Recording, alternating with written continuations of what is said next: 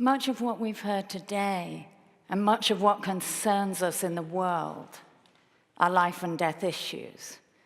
But not everything important is also extreme. And I'm here to talk about something very ordinary, which is emerging as one of the most important issues of our time, which is how do we deliver children's rights in our newly connected world? So I'm going to start by introducing you to George. George is 14 years old, lives in Oxford, and she's late for school this morning because in the middle of the night she got a message. Seems that her best friend Emily has been kissing a boy. She's tired, but before she leaves her house, she checks for bus times, sends a Snapchat, updates her Fitbug, clicks attending the party. Only 4 minutes left before the bus comes, so no time for breakfast. Now, what George doesn't know is that in the 10 weeks since she got her telephone, her data has been analyzed by the powerful algorithms of no less than 476 companies.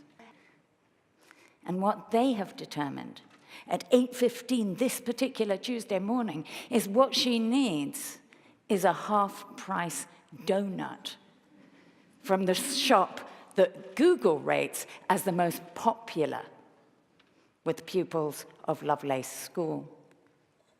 At school, the picture circulates underneath the desk, and Emily and George want to tell a teacher, but they're anxious about telling tales. Emily is increasingly distraught. The boy goes home, and George is upset because she can't help. But her day's getting worse. Today is parents' evening, and George's parents are repeatedly told that she's tired, distracted, underachieving. So when she gets home, she's sent to her room to do her homework, where she's interrupted messages, updates, ads, alerts, and her own desperate desire to download the new Adele single. She might have gone to the gym as she intended. She might have gone to the movies with friends. She might even have read the 19,972 words of the iTunes terms and conditions that she just ticked. But it's 12:30 by the time she's done her work. And what she does do, what she can't resist, is one more scroll through her day. But everybody else seems to have had a better time than her. And it leaves her feeling lonely. Sad, actually. Now, okay, George is a cartoon. She's not real. But her day, her lousy day, is familiar to millions of young people. And though the technology is not all to blame, the technology that should be making her day better is actually making it worse. Now, I could have chosen a bad day, a day on which bullying led to self-harm or suicide, a day on which a child was accused of extremism, had their savings scammed, their sexuality or their mental health issues revealed. I could have chosen any number of bad days because I'm afraid I know any number of children who have had those bad days. But I chose a perfectly ordinary day. An ordinary day on which something extraordinary was happening. Because George's needs and rights, along with tens of millions of children around the world in billions of daily interactions, were routinely ignored. Rights that protect her from commercial exploitation. Rights that give her privacy. Rights that demand we take her best interests as paramount. Rights to the highest goals in education. Rights to take her views into account. Rights that state we should treat her in no way unfairly, rights that respect her status as a minor. You see, at 14, we don't actually expect her to be fully mature or fully responsible. Because she's under 18, we understand that she's vulnerable. So how extraordinary is it that her vulnerability is not recognized to be the same on and offline? Extraordinary, because one of the first principles of human rights is that they apply whomever you are and wherever you are. The utopian vision of internet technologies was that it would treat us all equally. And as good as that sounds, it presents us with a problem. Because if it treats us all equally, then de facto it treats a child as if they were an adult. And a child is a child until they mature, not until the moment that they reach for their smartphone. You see, in the 20th century, huge efforts were made to quantify the needs of a child. These were codified as rights in the 54 articles of the United Nations Charter on the Rights of the Child. Why on earth, in the 21st century, are we throwing all that away? 5 Rights is a framework that's designed to deliver children's rights online. Started in the United Kingdom, supported by scores of companies and organizations, it doesn't challenge the Charter, but it seeks to make certain its articles apply across the digital world. The 5 rights are the right to remove, that is to say, easily remove what you yourself put up. It doesn't challenge freedom of speech, but gives a young person more control over their online identity, more ownership over their own history. The right to know who and what and why and for what purposes your data is being exchanged, and meaningful, and I do mean meaningful choice over whether to engage in that exchange. The right to safety and support. That is illegal must be pursued by the law. But much of what upsets young people is not illegal, and support is sparse, fragmented, and often invisible to those who need it most. The right to informed and conscious use. It is simply undemocratic to loop young people into a technology that is deliberately designed to keep them there, designed on the same principles as a casino slot machine. Addicting is what product designers call it. Addicting is what product designers work towards. And digital literacy, sophisticated understanding of the purposes of the technology you are using, growing up as a creator, not just a consumer, and a clear understanding of the likely social outcomes. The principle is unassailable.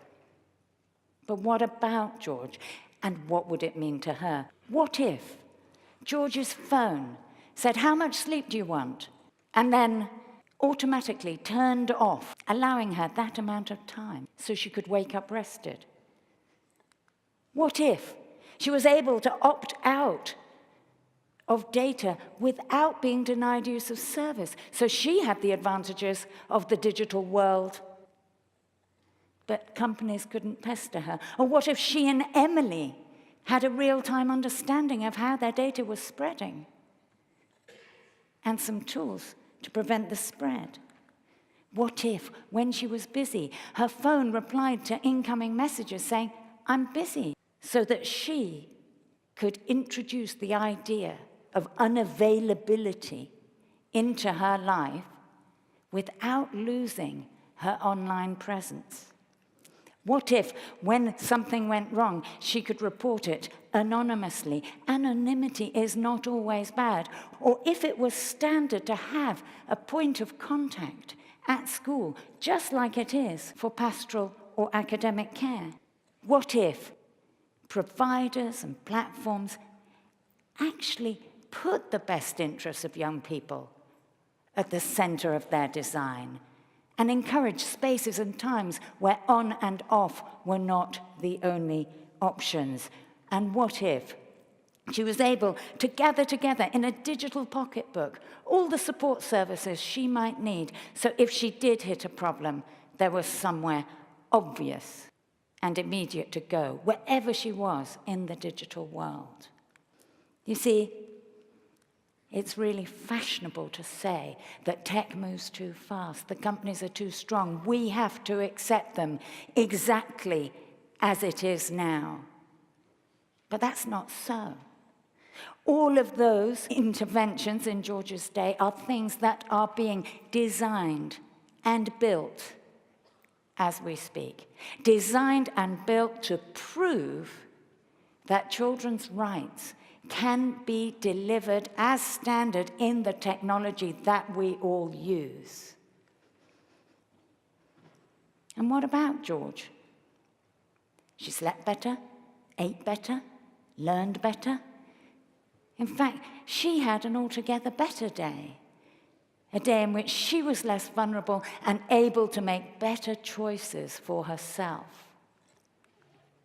You see, technology is easy to change. It's culture that's hard.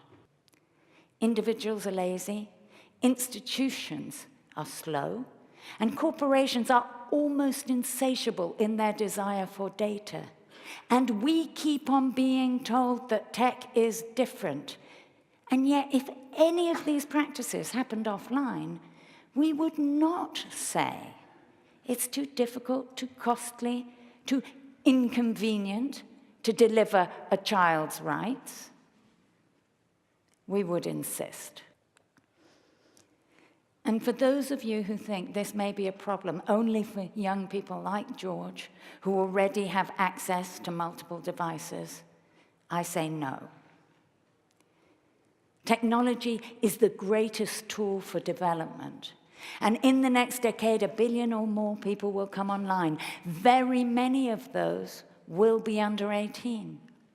And very many of those will be offered connectivity by a single provider owned by a single commercial company. If we do not enshrine at the very heart of that connectivity children's rights, then we will see an erosion of rights, a further erosion of rights. We cannot afford, we simply cannot afford to ossify the inequalities of the current world when we have such a powerful tool for change in our hands. What do we do? What do you do? What do we all do? We insist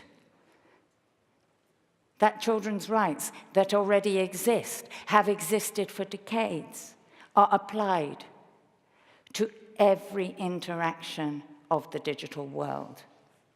We insist that all institutions, civil and commercial, international and national, fulfill their obligations to the young, alongside the International Telecommunications Union and the United Nations agencies. We insist that we design and implement as standard all the rights that children enjoy offline. Not to mollycoddle or to pamper, but to enable.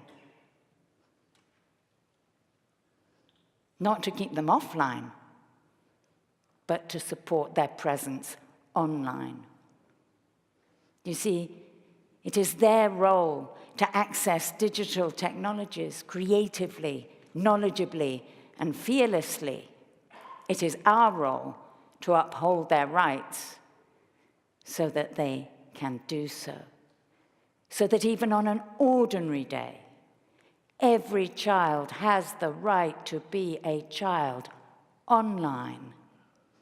Only then can we start to tackle the bad days. Thank you.